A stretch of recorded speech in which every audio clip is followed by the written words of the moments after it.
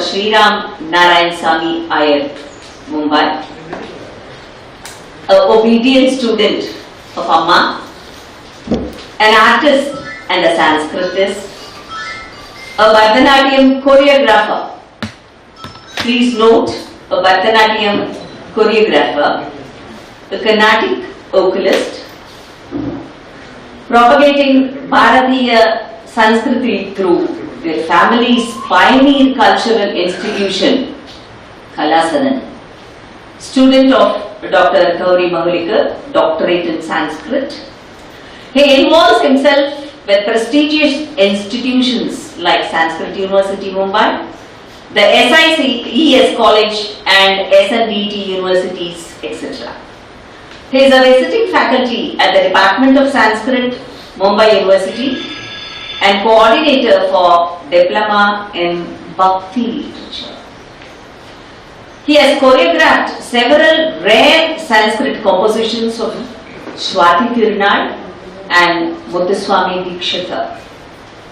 He has composed and directed poems such as Uma Harinaya and Shri Śaṅkara-Vijayas and Shri Rajyam. He has published many articles in academic journals and spiritual magazines and delivered lectures. He has participated in international conferences on Hindu religion and culture. Let's enjoy his paper, crisp and crystal clear. Please, Sriram. संगीत नाट्य ने शब्द ने आदिलक्षण लंकापुरी दहनमाश्रित कल्पवृक्षम श्रीरामचंद्र चरणाम्बुज चंचलीकम पातात्मजं गुरुमहं प्रणमामि नित्यं कदाहि गीता कविभिः पुराणैः नवैश्च यत्नैः चरितामृतस्य यस्य अद्भुत आमानुष चेष्टितस्य तमाश्रये शंकरदेशिकेन्द्रम्. Namaskaram to one and all. At the outset, I express my gratitude to Shri Sridhar and my Guru Professor Gauri Mahulikar for giving this opportunity to me to come and speak on Śaṅkara-Vijayas at his very birthplace, which itself is a sign of great grace. And Professor Mishra has already said the prelude. The Prastavana has been presented here for the present paper. So I wouldn't like to make it a thorough reading of a research paper here. The research paper is published and that will be distributed to you all. So I would like to combine the presentation and the interactive session together. And that will be a good respite for you all after the enlightening and erudite session of Dr. Mishra. So the topic here we are going to speak is the Enigmas of the Śaṅkara-Vijayas. Questions and some explanations. Over the centuries, poets from various parts of Bharatavarsha, belonging to different times, have sanctified their poetic skills by singing the glories of Śaṅkara-Vijayas, suiting to their own styles and their times. As a result, we have today about 20 biographical poems in Sanskrit on the life of Adi Shankaracharya. As late as 2023, there was a book called Śaṅkara-Vijayas which was published by Parimal Publishers by Dr. Bhattacharya. So that itself is an indication of the great popularity and the reverence accorded to Śaṅkara-Vijayas throughout India. As Dr. Mishra had rightly noted, although there are 20 or more than 20 biographical works perhaps, none of these are contemporary works. And it is unanimously accepted by scholars that even the earliest among these works cannot be dated earlier than the 13th century CE. And most of these were composed in and around the geographical region of the south. That is also quite known. The Anantanandagiri work could have been composed in a region somewhere around Karnataka because he shows greater familiarity with the regions of Maharashtra, the present day Maharashtra. So that could be reason, either from Maharashtra or from the northern parts of Karnataka. Yes. So here what we are taking up is the enigmas or the riddles that are presented before us through the Śaṅkara-Vijayas. Now what are the sources of these Śaṅkara-Vijayas? Since there have been no contemporary accounts. Yes, we know, traditionally we know that there were two works, a Prachina Śaṅkara-Vijaya and a Brihad Śaṅkara-Vijaya. Unfortunately, both these works are not available to us. Excerpts from these works are available in some of the commentaries on Śaṅkara-Vijaya. We'll come to it much later. But the source for these is oral tradition, Aitihya. And Vyasachala, one of the authors of the earlier Śaṅkara-Vijayas, very boldly asserts that Aitihyam ashritya varanti chaivam tadeva muvaram mama bhashanepi. So there is an open admission that Aitihya, oral tradition, is the source of whatever he says. The Vijayas that we are, and the term Śaṅkara-Vijaya, probably because the earliest biographical poem was named Śaṅkara-Vijaya, the term is commonly applied to all the biographical poems on Śaṅkaracharya's life. So here within the term, within the purview of the term Śaṅkara-Vijaya, we have also included all biographical sources such as the Shiva Rahasyam, which are semi-Puranic works, Shiva Rahasyam, Markandeya Samhita, and other biographical poems like Patanjali Charitam, etc. We have all included them under the umbrella term of Śaṅkara-Vijayas here for the sake of convenience. The works that we are mainly dealing with today are the Śaṅkara-Vijaya of Anantanandagiri. We know the Prachina Śaṅkara-Vijaya was by Anandagiri. And this Anantanandagiri is certainly a later author. Scholars have generally identified designated him to belong to somewhere between 14th to 16th century, with no precise dating. He is not the commentator Anandagiri, the well-known commentator on Bhashyas. Anandagiri is different from that. One of the important features of this works is that it deals elaborately with the 72 philosophical systems or 72 sects with which Śaṅkaracharya had fought. That is the well-known name of Śaṅkaracharya, Tisaptate Matochetare Namaha. That is what is elaborated here. So 74 prakaranas, the entire life of Śaṅkaracharya is discussed with specific emphasis on which, like his encounters with the various matas. Then we have Śaṅkara-Vijaya. The story is very much similar to that of Anantanandagiri. All that we know about this author is he was a follower of the Sringeri Parampara, and he shows a greater familiarity with the geography of Sringeri and the deities installed in the Sringeri temple. One of the important works that we need to discuss is that of Śaṅkara-Vijaya of Vyasachala, which, as I mentioned, is one of the earliest known works. The author is identified with Vyasachala Mahadevendra Saraswati, the 54th pontiff of Kanchi Kamakoti Pitham.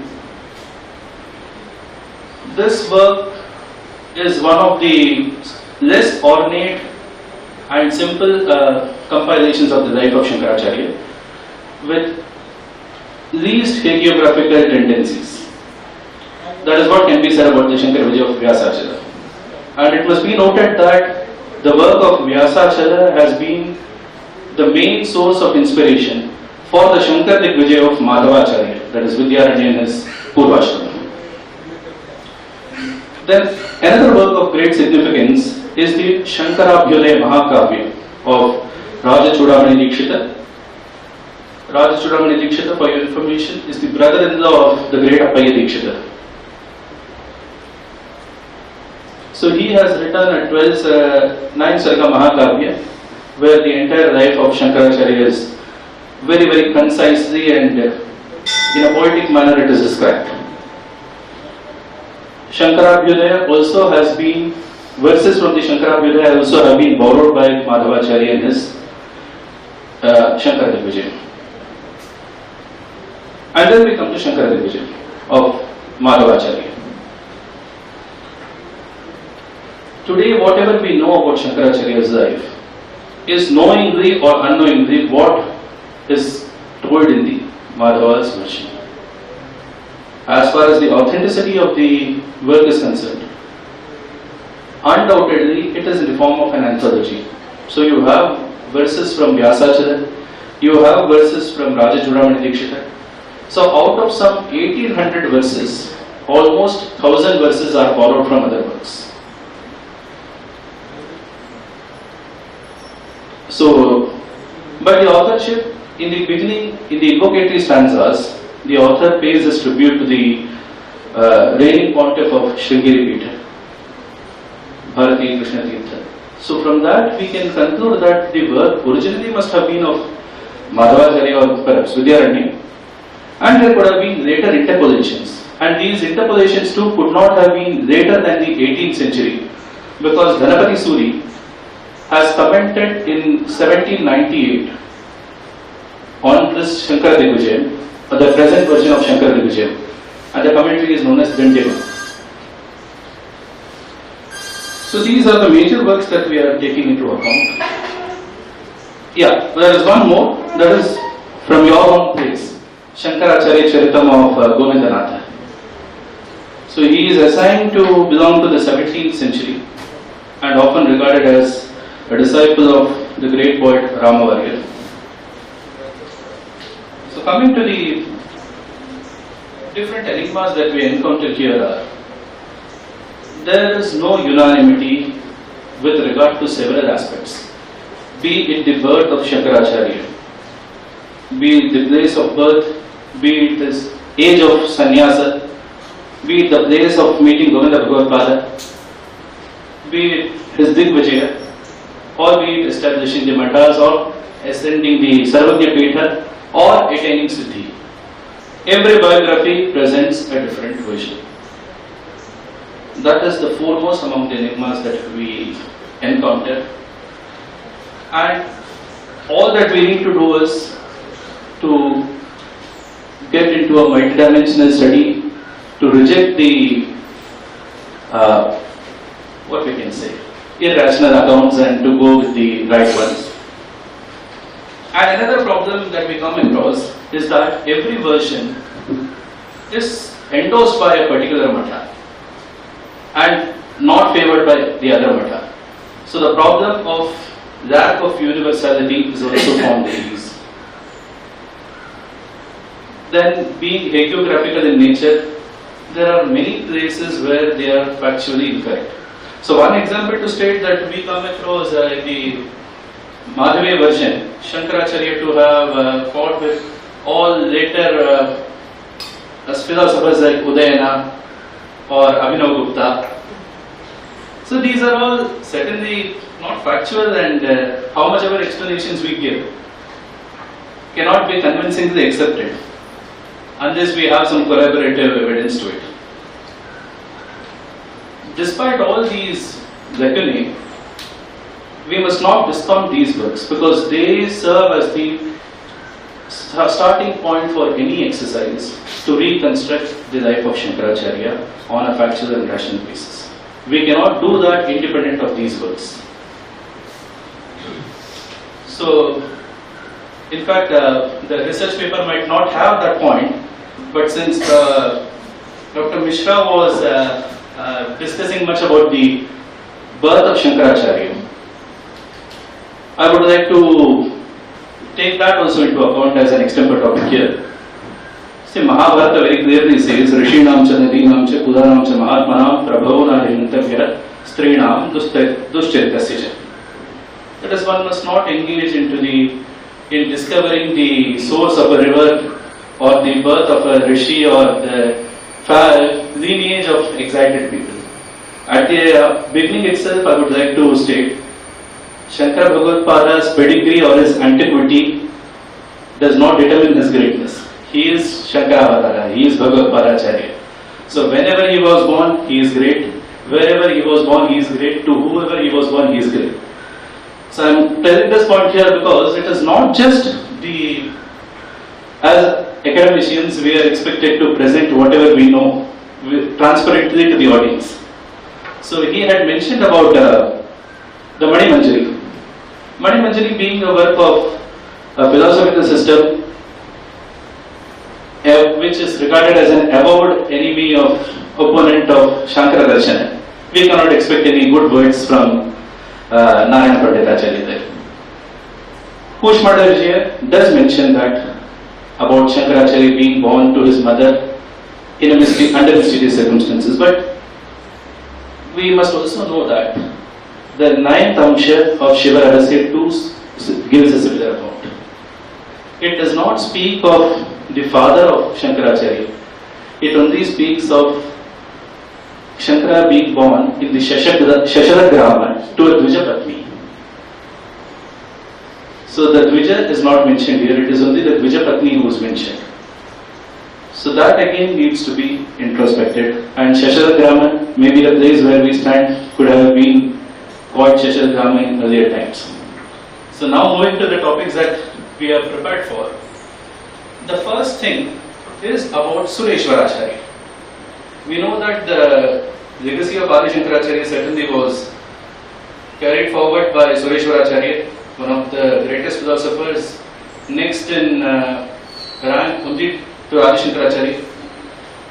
So I would just request some interaction. Can you all tell me something about Sureshwaracharya? Who was he?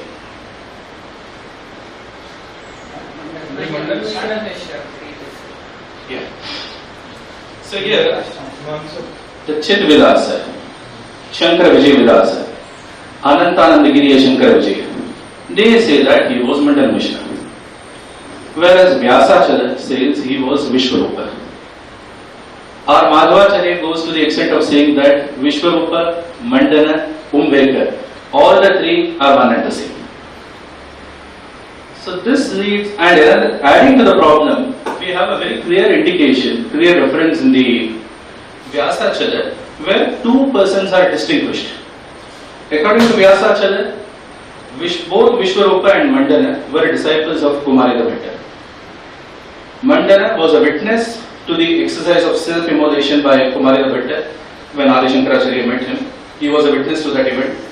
And the work says that Mandana received Diksha from Adi Shankaracharya. The work says, Etavadukva Virarama Shankaram Sabhattanama Maranaya Dikshitah Tat Parshvavarti Viditartha Sangraha Sa Mandanabhyo Abhijagama Shankaram. So this is about Mandana Mishra approaching Shankaracharya seeking his guidance. And one of the earlier, this is from the 5th Sarga of Śaṅkara-Vijayas of Vyasacharya. One of the previous verses says that Sada vadan yoga padam cha sampratam sa vishwarupa prathito mahitade mahagrihi vaidika karmatatpara pravritti shastre niratah sa karmatah nivritti shastre na kritadarah swayam kenapyupayena vasham saniyata. So Kumari the Bhatta exhorts Shankaracharya to go and get Vishwarupa to his right. That is to go and make Vishwarupa embrace Advaita Vedanta. He is a person who turns away from Nivritti Shastra and is engaged only in the Pravritti Shastra or the Karma Marga. So the difference is very clear here. And another interesting information is that Anantanandagiri calls Mandana not as a disciple but as a brother-in-law of Kumari the Bhatta. So this, even today the instant response that I got here was Mandana Mishra was Sureshwara. But the great scholar of the earlier century, Mahamahopādhyaya Puttasamappi Shastri, with his meticulous study of the Brahma Siddhi of Mandana Mishra and its comparative study with the Naishkarmya Siddhi and the Vartikas of Sureshwaracharya, concluded that the two were distinct. And he has also given dates. According to him, Mandana Mishra belonged to 615 to 695 CE, Vishwarupacharya from 620 CE to 700 CE, and Shankara Bhagavadpāda from 632 to 664 CE. These were the dates as per Kuppaswami Shastri. But unfortunately, could you repeat those? Yeah, sure. Mandana Mishra 615 to 695. Vishwarupa from 620 to 700. And Śaṅkara-Vijayas from 632 to 664.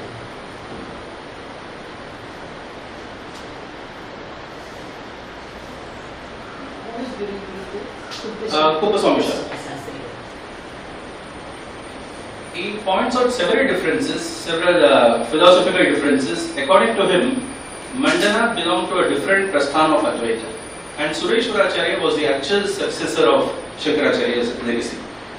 And he points out a place where Sureshwara is said to ridicule Mandana as Pandita Manya. So that is the level of difference between the two philosophical systems, and he therefore concludes that the two were distinct. But despite his strong reasonings, the influence of Śaṅkara-Vijayas have been so strong that people have not accepted this opinion that widely. It is as early as some 80 years back that Swami Shastri has given this opinion. But still we are stuck in the identification of Mandana and Sureshwara. In fact, some texts, one of the commentaries on Punyashloka commentary also distinguishes Vishwarupa and Mandana. Yes, we will continue with the enigma connected with Sureshwaracharya. Now, which was the matha that was headed by Sureshwaracharya? Well, which were the two? Shringeri and Dwarka. Correct. Very true.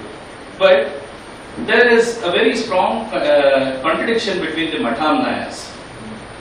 According to Shringeri Mathamnaya, Shringeri was headed by Sureshwara, Puri by Prathmapada, Jyotirpitha by Totaka, okay, and Dwarka by Hastamrita. And this is reversed by Dwarka. A similar thing, this point, the version which is generally endorsed by the Kanchimata, the Mathamnaya Setu, also gives a similar account where Sureshwara is called the Guru, the first Acharya of Shringeri.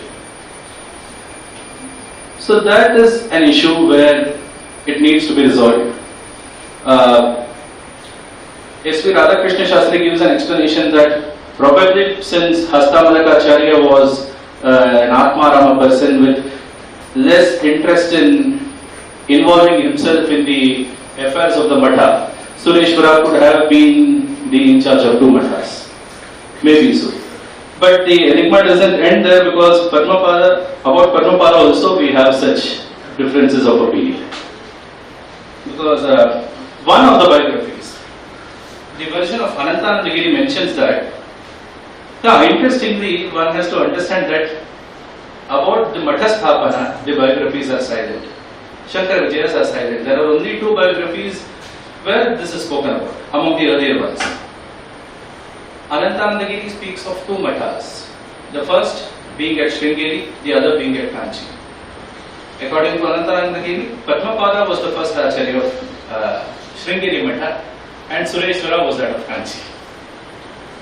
And Chidvilasa, more or less, he says the same thing what the Mathamnaya of Shringeri says. He agrees with that.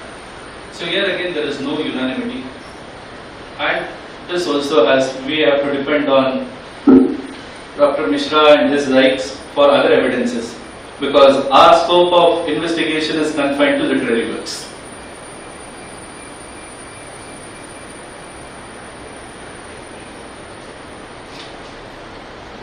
The next controversy here is regarding the original Dakshinamnaya Matha. So, we know that there are two Shringeri Mathas. The one, the well-known Shringeri Matha, which is endorsed by all the other Mathas, which is in the Chikmagalur district of Karnataka, which is colloquially called as Tunga Shringeri. And the other one, which is known as the Kudalai Shringeri, situated on the banks of the confluence of Tunga and Bhadra. In the, I think so, the district is Shimoga, yeah, in the Shimoga district. So which is the original Matha? Here again, the Anantanandagiri version mentions that the Matha at Sringeri was established on the banks of Tungabhadra, whereas the Matha on the banks of Tunga was established according to this Chitvilas.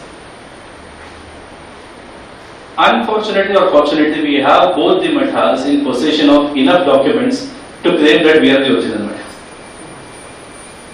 So here also the enigma continues. Both are original.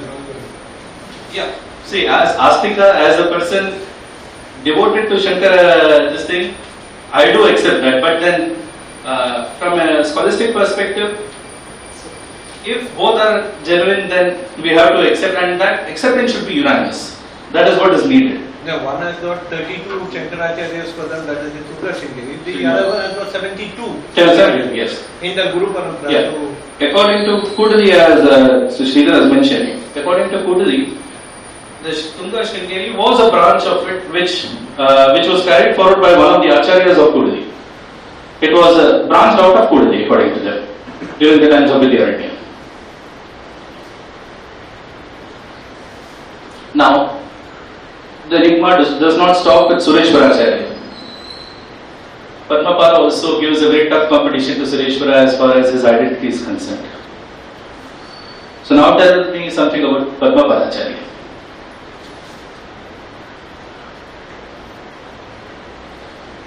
No? Not as popular as Sureshwara? No, Puri is what we understand. No. The reason of Puri again is because Padmapada was an Ugra Narasimha Upasaka. Yeah.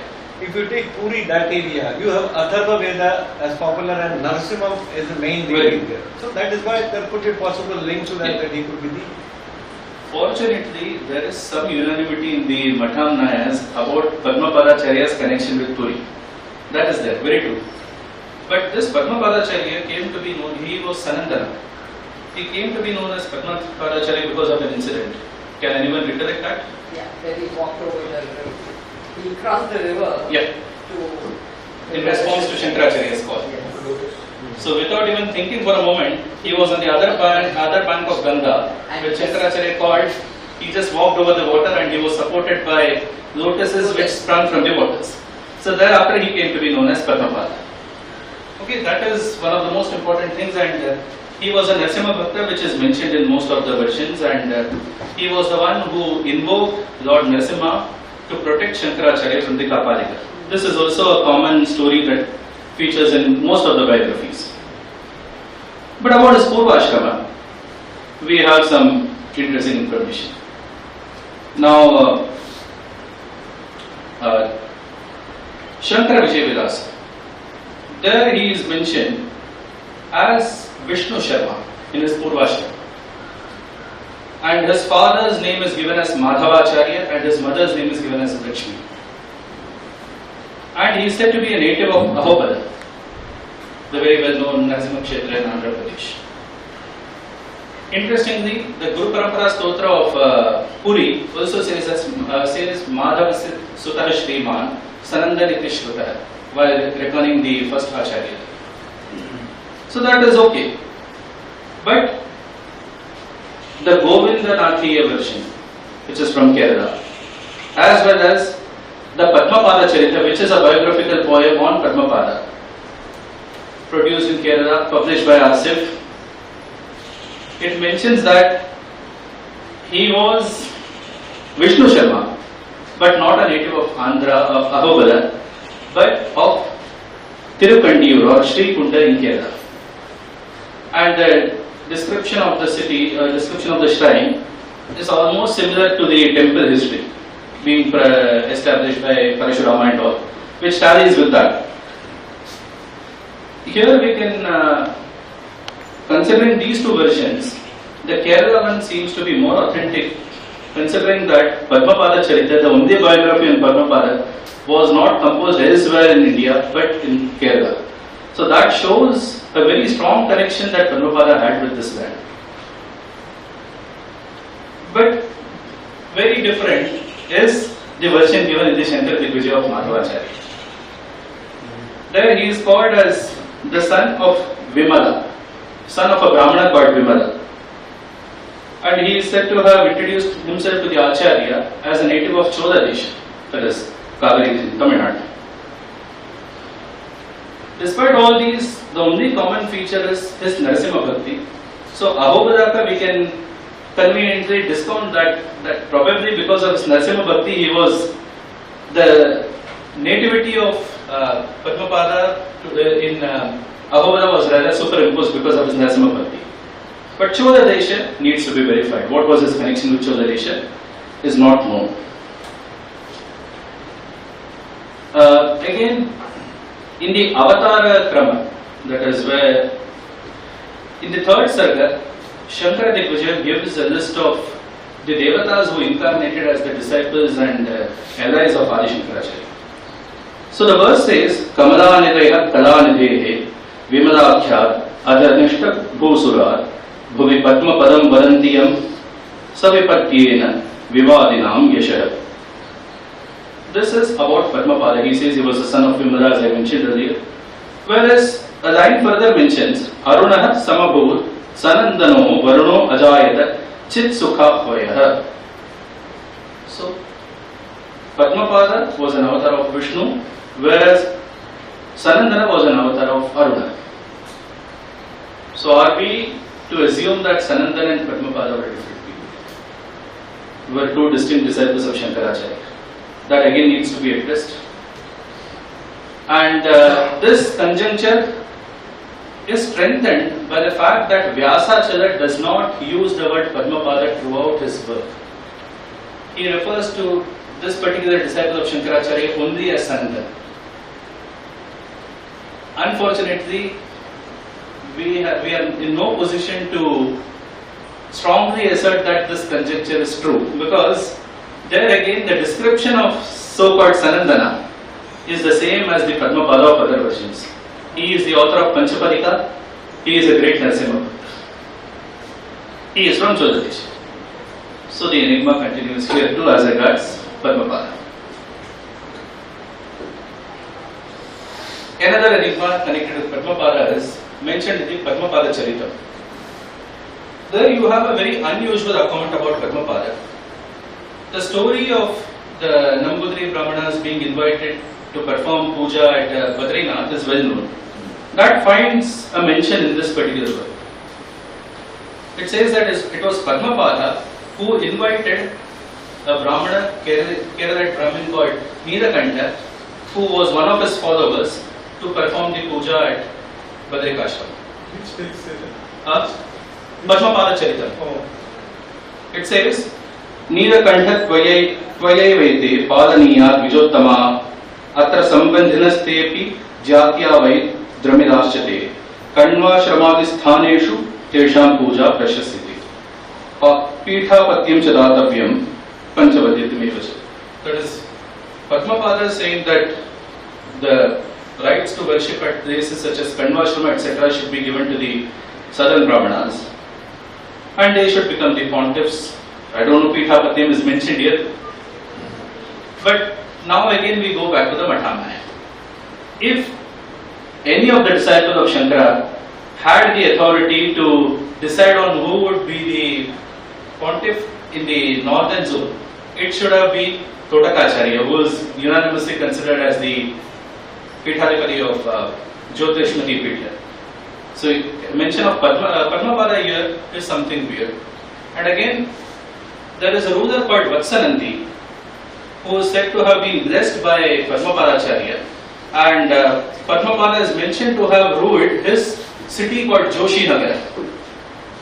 It is not a modern name, it seems to be an ancient capital of the king called Vatsanandi. So Padmapada was the actual ruler of Joshinagar. He was like the kingdom was surrendered. Like we have the kings of Travancore surrendering the kingdom to Padmarabha Swami. The kingdom was surrendered to Padmapadacharya. That is another different story that we come across in the Padmapada Charita. The place where Adi Śaṅkara-Acharya met his guru. Anantantagiri, yes. Place to आप लोग को मालूम हो, he must be knowing? Omkareshwar.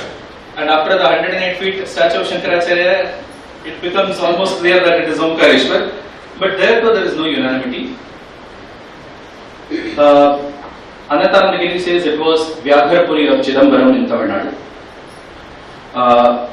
Chidvilasa, Patanjali Charitam and other texts, they say that it is Badrikashrama. It is only the Śaṅkara-Vijayas of Madhavacharya, Śaṅkara-Vijayas of Madhavacharya, that mentions that the meeting took place on the banks of Narmada. And all the biographies which were composed later, after Madhava, except this Narmada banks Tarkir. Maybe Mr. Sriram was mentioning about some monuments at Omkareshwar. A dating of those monuments could help us arrive at the truth. So here at least we have some solution in this regard.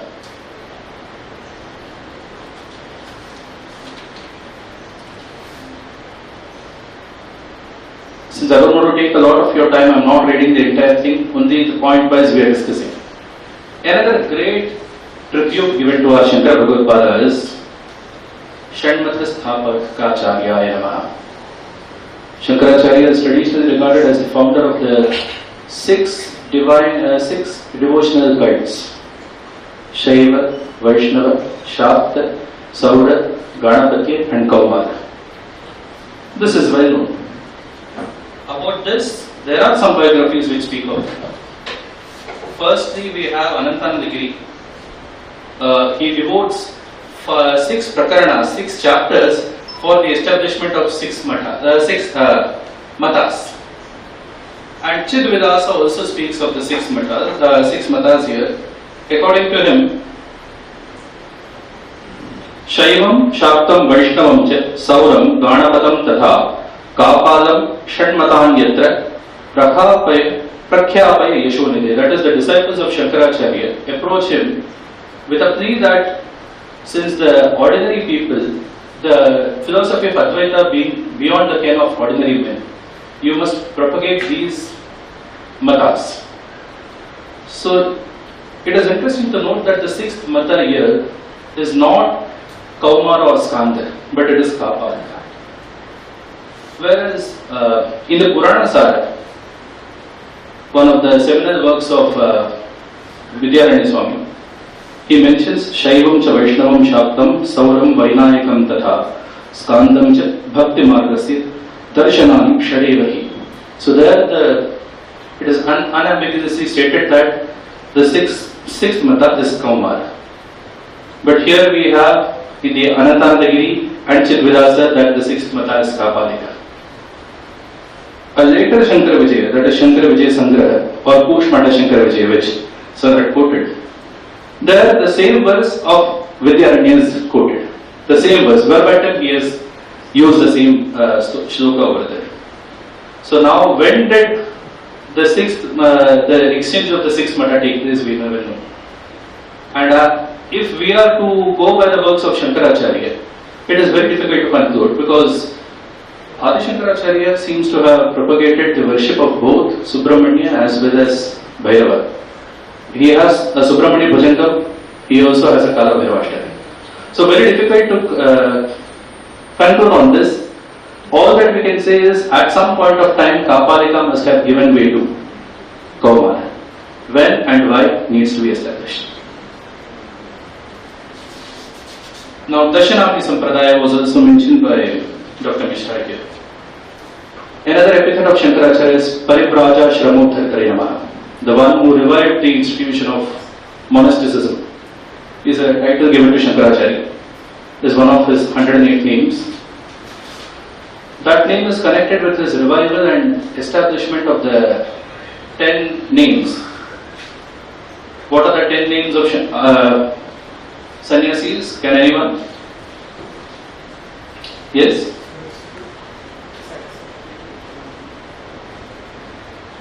Saraswati Bharati ke Maya. Oh.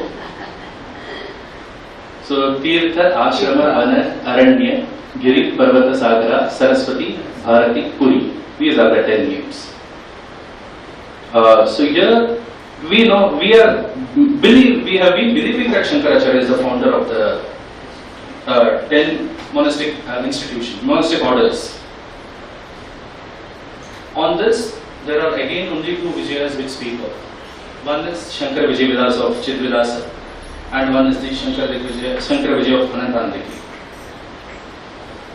Anantanandagiri speaks of only one of the orders. He only speaks of Śaṅkara-Acharya establishing the Bharati order of monks at Sringeri.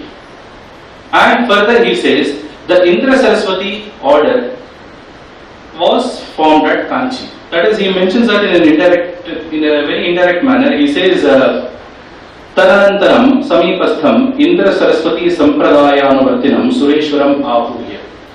That is, he gave the Spadikalinga to Sureshwaracharya, who was a follower of who followed the Indra Saraswati order of monks. So we have two orders which are mentioned in the Anantanandagiri version. Now, Chit Sukha, that is Chidvidasa, does mention all the 10. But the difference is that, according to him, it is not Śaṅkara-Acharya, but it is Sureshwaracharya who founded the 10 monastic orders. Sampradayan Dashaivetan Shishyeshu Acharyaswatah Tirthashrama Vanarani Giriparvata Sadaraha Saraswati Bharati Cha Puri Kirti Dashaivati. These are the words of Śaṅkara-Acharya to Sureshwaracharya according to Chidvidasa. As far as what we observe is none of the disciples of Śaṅkara-Acharya actually used any of the Dashanamas. Śaṅkara-Digvijaya mentions that Giri was another name of Totakacharya. But this too is not found in the earlier biographies. So whether Giri was actually a Dashanama name given to Totakacharya is not reliable. We cannot completely conclude that it was a monastic name. And from the different works on Vedanta, we find that the trend of using the monastic names seems to come into vogue only around the 12th century, when we have different names after Anandagiri. Anandagiri belongs to 9th or the 10th century. After that, he is one of the earliest names to have the monastic title of Giri. Thereafter, we find many commentators having the name of either of the Dashanamas. Anandagiri or Anantanandagiri? Anandagiri. Anantanandagiri is the author of this Vijaya. Yes, Shanmata mein, one more thing I wanted to mention after seeing Professor Mishra that came to my mind now. He also mentioned about excerpts from the Prachina Vijayas in the commentaries. Although Anantanandagiri mentions of Kapalika as the 6th Mata, right, as we discussed now, but in the Śaṅkara-Digvijaya, Dhanapati Suri quotes verses from the original Anandagiri's version. So there are only 5 matas. There is no Shashta Mata at all. So Panchayatana. That is again a point which is worth noting, that Shanmata concept itself would have been a later evolution. Yes, all of us, we agree that as a language, Malayalam must not have been evolved during the times of Śaṅkara-Acharya. If the BC theory is accepted, then certainly had not evolved. If the AD theory is accepted, then could have been in the earliest phases. So what could have been the mother tongue of Adi Śaṅkara-Acharya? Was it Tamil or any peculiar language of Nambudri Brahmanas, which is not known to us? Śaṅkara-Vijayas shed some hints here. Very, very subtle manner they throw some hints here. Vyasadhyaya says that Bhasham avetha pratama hayana eva bada varnan papatha ida hayana ke dviti. That is, in the very first year of his life, Adi Śaṅkara-Acharya could converse in his bhasha, that is the mother tongue, or the spoken language. So now what is this bhasha? Not known. The same verse is actually a similar verse is quoted by Śaṅkara-Digvijaya also. But a clue is given by Raja Chudamani Dikshita. Again, we cannot say that Tamil has been is the mother tongue, but could have been the mother tongue, because the proficiency of Śaṅkara-Acharya in Tamil is indicated by Raja Chudamani Dikshita. He says that in his Śaṅkara-Vijayas, he says, Atha Sangha Tadakadhikarino Dravida Prabandha Paradevatatmana Kushadi Kumara Krita Sutravartamana Kavayan Gyajeshta Katichit Kavishvara. That is during his visit to Madurai. Adi Shankaracharya is said to have defeated the Tamil poets of the prestigious Śaṅkara-Vijayas. Śaṅkara-Vijayas is an assembly of great poets. So Madurai has been connected with Tamil literature since times immemorial. So Śaṅkara-Vijayas was an assembly of poets who were recognized by the rulers and unanimously accepted, like something similar to Asarvagya. Those poets were the authority in Tamil. So here it is said that Śaṅkara-Acharya had composed poetry following the rules of Kalashi Kumara, that is Agastya, in conformity with the rules of Tamil grammar, which were laid down by Agastya. He had composed some poems, and he had defeated these poets. So this verse establishes that Śaṅkara-Acharya must have been very, very proficient in Tamil. So whether that was his mother tongue or no is yet to be corroborated. Yeah, one more thing that adds to it is the reference to Dravidacharya. The word Dravidacharya twice in the Chitvidasi version. So with regard to the Chauda ceremony of Śaṅkara-Acharya, and again with regard to the obsequies of Shivaguru, the Dravidacharya is mentioned, probably to indicate that some specific customs peculiar to the Dravida Brahmanas must have been followed. So Dravidacharya, Sankapalagari, Bhasha, all these things add to our confusions. But yeah, there is a strong possibility that Tamil could have been, because historically speaking, even the official language of this region of Kerala was Tamil till almost the 8th or 9th century. From the inscriptions, that is what we know. Temple reforms is another area where Śaṅkara-Acharya had played a very, very significant role. He had revived, he had reconstructed, and he has established many temples, is known to us. Markandeya Samhita gives a very interesting account. The very well-known shrine of Venkateshwara at Tirupati. It speaks of Śaṅkara-Acharya's visit to Tirupati and his installation of the Dhana Karshana Yantra there. We know that Tirupati, the Puranic story behind Tirupati, that Dhana, like the Lord owes to Kubera some sum, and that needs to be repaid before the end of Kali Yuga, which is the reason that people pour in so much of offerings into Tirupati, Tirupati temple ka hundi. So here it says, Shri Venkatesha Vrishashaidam Upetya Yogi Mantram Jagatrayavashi Yantram Jagatrayavashi Karanodyatam Tat Chakre Charachara Guru Jagatam Vibhutyai Shri Shankaro Nikamshekhara Parabhoyam. So the verse very clearly says, Śaṅkara-Acharya, who was the greatest authority on Vedanta, installed the Jagatrayavashi Karana Yantra, which is often considered as Dhana Karshana Yantra at the shrine of Tirupati. Now, why this is an enigma? Because the biographers of Ramanujacharya say that it was Ramanujacharya who established that the idol of Venkateshwara was that of Vishnu and not of Kumara. So, if there was some ambiguity regarding the idol, who was Venkateshwara according to Śaṅkara-Acharya? Was it Narayana or was it Subramanya? In the absence of any direct reference to it, Venkateshwara in any of his stotras, unlike Meenakshi or Mallikarjuna, which Śaṅkara-Acharya has openly mentioned, we cannot conclude that who was Venkateshwara according to Śaṅkara-Acharya. That could also be of a great help in understanding the life of Śaṅkara-Acharya and the claims of the biographers of Ramanujacharya. So this we can arrive at some conclusion if we get some temple inscription or some temple records regarding the visit of Śaṅkara-Acharya. I got to know from Mr. Sridhar that there is an idol of Śaṅkara-Acharya installed in the Gopuram of Tirupati, which was a startling detail. Maybe some more work in this aspect can shed more light on this. Just before we wind up,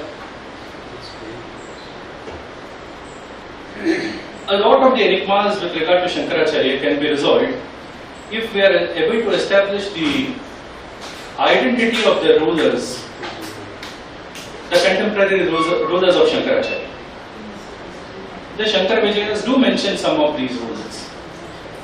The most important ruler that I would like to mention here is Rajasena. Now this Rajasena is said to be the ruler of Kanchi during the times of Śaṅkara-Acharya. And it is this same Rajasena who is said to have constructed the temples of Kamakshi, Ekamranath and Vadaraj at Kanchi. So Chidvidasi says, Ityad Desha Bhupaya Rajasena Deshika Shirasaiva Vidhrityagyam Saraja Harsha Samyuta Yathoktam Karyamasa Purim Dakshina Dakshitam Devalaya Trayam Tatra Prathageva Vinirasami. That is, he revived the three temples of Ekamreshwara, Kamakshi and Vadaraj. That was at the instance of Śaṅkara-Acharya. This Rajasena, if he is identified, then there won't be any need to have conferences on the historicity of Śaṅkara-Acharya in future. He holds the entire key. Who was Rajasena? The only hint that we get about Rajasena is from Jagadguru Ratnamala of Sadashiva Brahmendra, who says, Shrita Nirmala Rajasena Choda Kshitipalo Dhrita Vipra Deva Shakha. All that we know about Rajasena is he was a Chola ruler. If we see the history from the right from the 3rd century CE till up to the 10th century CE, it was not the Cholas but the Pallavas who ruled Kanchi. So the only period when the Cholas ruled Kanchi was much earlier, before the period of Pallavas. And there are some opinions that Kanchi was an earlier capital of the Cholas. So this could strengthen the BCE theory. Another ruler who was mentioned as a contemporary of Śaṅkara-Acharya, if his identity is established, then the other theory will be proven. The other king mentioned here is Rajashekhara, again the ruler of the place where we are now at Kerala. Raja Chudamani Dikshita and Madhavacharya. They refer to this Rajashekhara as a contemporary ruler of Śaṅkara-Acharya who met Śaṅkara-Acharya on 2 occasions. Once during his childhood, he had visited the house of Śaṅkara-Acharya and recited his 3 dramas. And later, the same person he met Śaṅkara-Acharya when he came for the funeral of Aryabha. And that was the time when Śaṅkara-Acharya gave him an order that he has to enforce the curse that the Acharya had pronounced on the Brahmanas of Kalari. So any royal charter regarding this punishment, this curse or punishment or penalty on the Brahmanas of Kalari can also be a very, very strong evidence, which we do not have, or perhaps we have not made attempts in that direction. Another thing that we need to consider here is, we will not know any ruler called Rajashekhara to have authored 3 plays. But we do have the name of Kulashekara, the successor of Rajashekhara, to have authored 3 plays, Subhadra Jananjaya, Tapati Samvarna and Ascharya Manjari. It is possible that Kulashekara is wrongly mentioned as Rajashekhara. But whatever it is, if this theory is established, then the AD theory becomes stronger. And the identification, the mixing up of the identification also is quite possible, because we see Padmapada Charitam mentions that during the time when Padmapada was born, the ruling king of Kerala was Kulashekara. And the kings also being like the immediate successor. This is very much possible, but needs some investigation.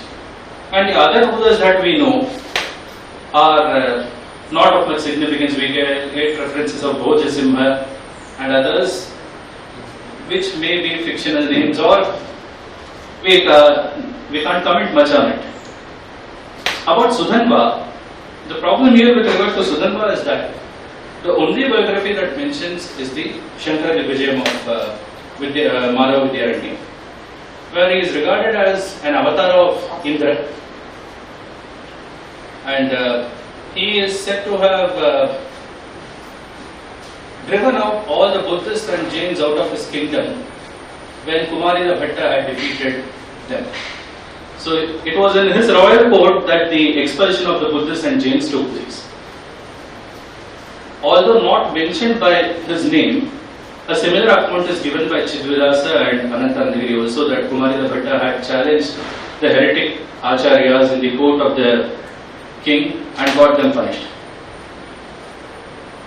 The silence of Madhavacharya with regard to the lineage or domain of Sudhanva is the biggest trouble that we have. So in a tradition where we have the Kshatriya names being repeated in different Vamshas, take for example Vikramaditya. Almost every dynasty will have one Vikramaditya. So Sudhanva also being a proper Sanskritic name suitable to a Kshatriya, there could have been multiple Sudhanvas.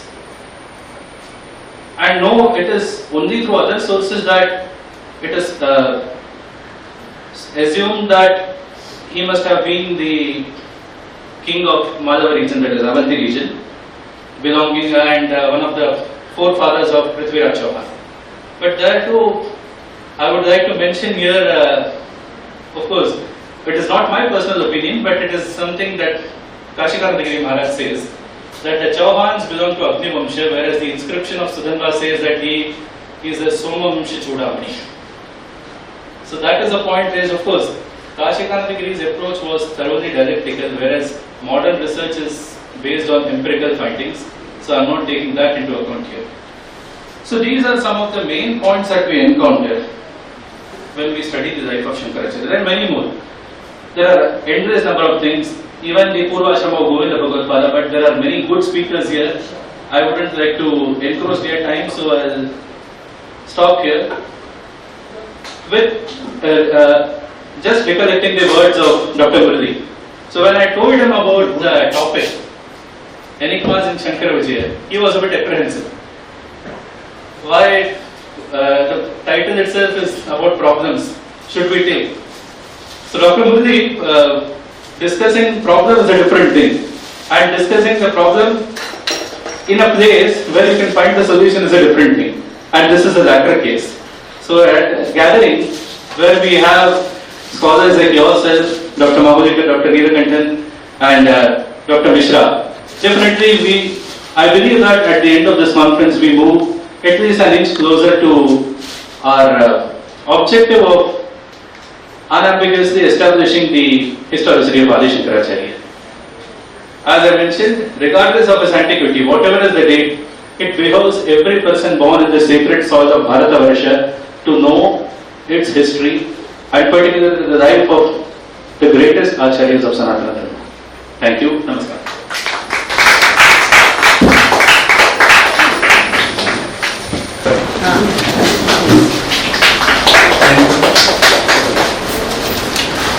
Thank you.